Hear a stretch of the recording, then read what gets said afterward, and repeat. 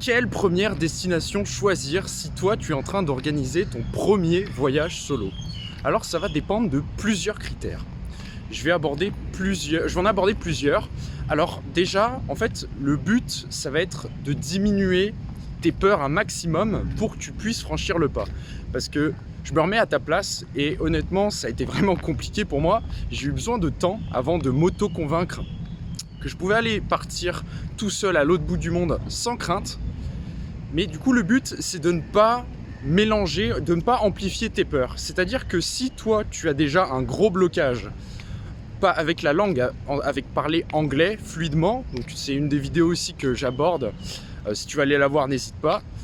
Si tu mélanges cette peur et qu'en plus, tu as déjà peur d'aller à l'autre bout du monde tout seul, de te débrouiller tout seul, évidemment, si tu te dis que tu vas partir en Asie ou en Australie, plus tu rajoutes la peur de parler anglais, plus tu rajoutes la différence culturelle. Alors là, au bout d'un moment, c'est pas possible. Et si tu le fais, soit tu es un guerrier et tu vas très bien le vivre et tu vas avancer très vite, ou soit, et je pense que ça va plutôt être le cas, tu vas tellement mal le vivre que tu vas décider de rentrer. Donc je te le déconseille. Donc déjà, le critère, c'est que on va partir du plus bas. Donc si déjà tu as peur de partir seul et que tu ne parles pas anglais, que tu as peur de te débrouiller avec une langue, reste en Europe. Après, ça va dépendre aussi de la longueur du séjour que tu veux faire. Mais si c'est ce cas, reste en Europe. Il faut faire un pas après l'autre. C'est ça l'essentiel, parce que il suffit que tu fasses un week-end, un long week-end de 3-4 jours dans une destination en Europe.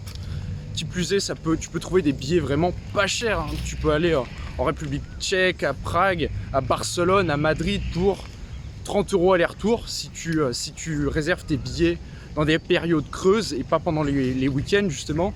Et ça peut être vraiment un très bon commencement donc pour mettre ton premier pied dans le voyage solo. Et c'est vraiment ce que je te conseille. Deuxième chose, si tu ne parles pas anglais, évidemment ce que je vais te recommander, c'est de partir dans une destination anglophone. Donc ça va du coup aussi dépendre de ton budget. Évidemment, si tu as un faible budget, de partir à Londres, ça va être compliqué. Mais par contre, je pense qu'une des meilleures solutions, si toi justement tu ne parles pas anglais, et pour moi c'est vraiment une priorité d'apprendre à parler anglais pour ensuite aller où tu veux dans n'importe quel pays dans le monde et pour pouvoir te débrouiller. C'est juste fondamental. Et pas que pour voyager en fait, dans plein d'autres aspects de ta vie. Et la meilleure destination pour moi, pour commencer, ce serait l'Australie ou la Nouvelle-Zélande. Parce que deux choses, attends, je vais changer de chemin parce que y a du soleil, donc c'est en contre-jour, tu me vois mal. D'ailleurs, n'hésite pas à t'abonner pendant ce petit moment de courte pause. Je te donne plein d'infos sur le voyage solo, sur le voyage, c'est totalement gratuit. Alors je disais, la Nouvelle-Zélande et l'Australie pour commencer. Pourquoi? Parce que, ok, c'est à l'autre bout du monde, mais c'est extrêmement simple d'avoir un visa. Tu peux y aller en mode PVT, donc programme visa vacances-travail. Donc c'est un visa très facile à obtenir. Bon, il coûte 300 $ australiens, quelque chose comme ça fait 250 € à peu près. Et tu peux travailler et rester en Australie pendant 1 an. Donc c'est peut-être loin, mais c'est un pays anglophone. Nouvelle-Zélande, c'est pareil. Mais c'est un pays anglophone. 2, le visa est très facile à avoir. 3, tu peux travailler très facilement. C'est-à-dire que tu n'as même pas besoin d'avoir énormément d'argent de côté. Parce qu'une fois arrivé là-bas, tu vas pouvoir travailler. Alors oui, ce ne sera pas forcément des jobs en lien avec ton diplôme, mais ça reste des expériences ultra intéressantes et juste pour apprendre à te démerder en fait. Parce que pareil, en Australie, ils font beaucoup moins attention au diplôme et ils font plus gaffe à ta motivation en fait. Ils voient si tu es motivé ou pas, ils peuvent te donner l'essai et tu leur montres ce que tu es capable et hop, ça le fait. J'y suis pas allé, mais pour en avoir discuté pour avoir échangé avec beaucoup de voyageurs qui ont fait un PVT Australie, c'est de manière générale le cas. Donc ça, c'est vraiment le meilleur conseil que je peux te donner par rapport à ces critères.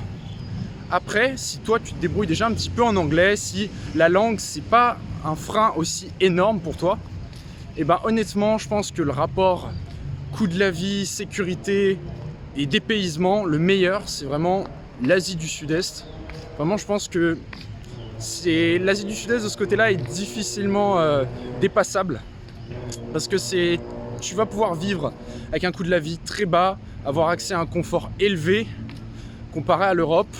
C'est très safe dans la plupart des pays d'Asie, surtout dans les pays d'Asie développés, mais je pense que si tu as un petit budget, tu vas plutôt les éviter. Mais de manière générale, c'est très safe, tu seras en sécurité.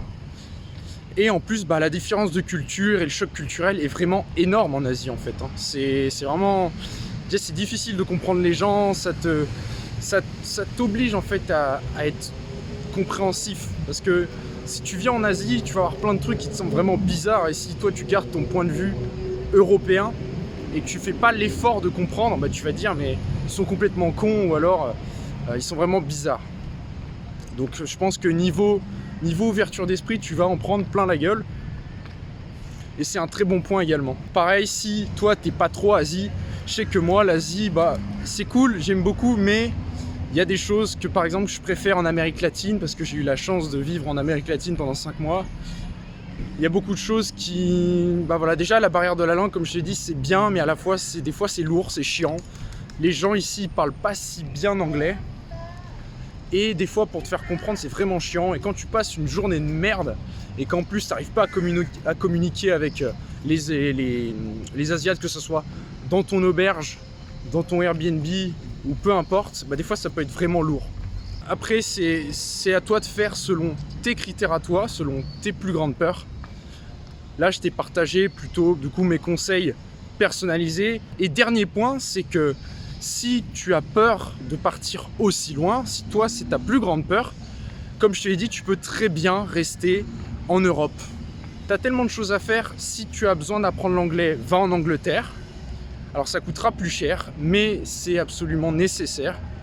Ou alors, tu as juste à aller en Espagne, tu as juste à aller dans les pays de l'Est. Honnêtement, les pays de l'Est, c'est vraiment top. Au début, ça m'inspirait, mais pas du tout. Et quand je suis allé à Prague, et quand je suis allé à Vienne, j'ai un petit peu fait quelques visites par là-bas. Après, je suis allé à Amsterdam, on sait plus trop les pays de l'Est, mais franchement, il y a très belles choses à voir. Le coût de la vie peut être aussi bas qu'en Asie du Sud-Est, finalement. C'est ça qui est dingue. Après, tu auras quand même moins de confort, de manière générale. Parce que en Asie, tu as les grands immeubles, les grands bâtiments, les condominiums, avec beaucoup de... tu vois, avec des apparts avec salle de sport, piscine, ça tu n'auras pas en Europe de l'Est, donc tu auras un confort un petit peu moins élevé, mais le coût de la vie peut être très similaire, et tu peux voir, tu n'es pas obligé en fait de partir à l'autre bout du monde pour voir des choses merveilleuses. Et ça, c'est un point aussi très important. Quand tu vois vraiment le prix des billets d'avion, juste regarde dans les périodes creuses, tu vas halluciner, tu trouves des billets vraiment pas chers. Donc voilà, je pense que j'ai fait le tour des questions que tu pouvais te poser selon où tu en es, selon ton niveau, selon tes freins. Donc c'est le genre de conseils que je donne dans ma formation. Donc si tu veux aller plus loin, je propose une formation pour préparer ton premier voyage solo. C'est le premier lien dans la description. Je te laisse checker. Et moi je te dis à très vite, à très bientôt. Ciao ciao.